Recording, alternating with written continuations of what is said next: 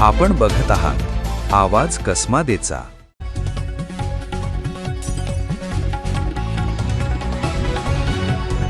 सटाणा शहरात सुरू असलेल्या पावसादरम्यान एक धक्कादायक घटना समोर आली आहे। 60 फुटी रोड परिसरात विजेच्या तारांचा झाडाशी घर्षण झाल्याने झाडाला आग लागली। सुदैवाने वेळेत सावधगिरी बाळगल्यामुळे मोठी दुर्घटना टळली।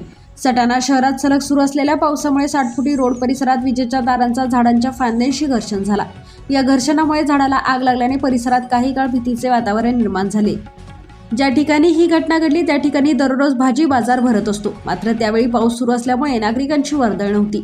विशेष म्हणजे ज्या झाडाला आग लागली त्याच्या अगदी खाली भाजीपाला विक्रेत्याचे दुकान होते। विक्रेत्यांनी वेळेवर धोका ओळखून सुरक्षित ठिकाणी हल्ल्यामुळे मोठा अनर्थ टळला।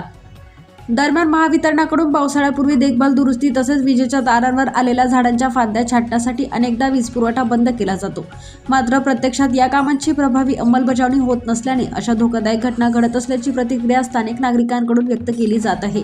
नागरिकांनी महावितरणाने तातडीने धोकादायक ठिकाणांची पाहणी करून झाडांच्या फांद्या छाटाव्यात आणि भविष्यात अशा घटना टाळण्यासाठी आवश्यक उपाययोजना कराव्यात अशी मागणी केली आहे। सुदैवाने या घटनेत कोणतीही जीवितहानी झाली नाही, मात्र वेळीच उपाययोजना न केल्यास अशा घटना भविष्यात गंभीर ठरू शकतात।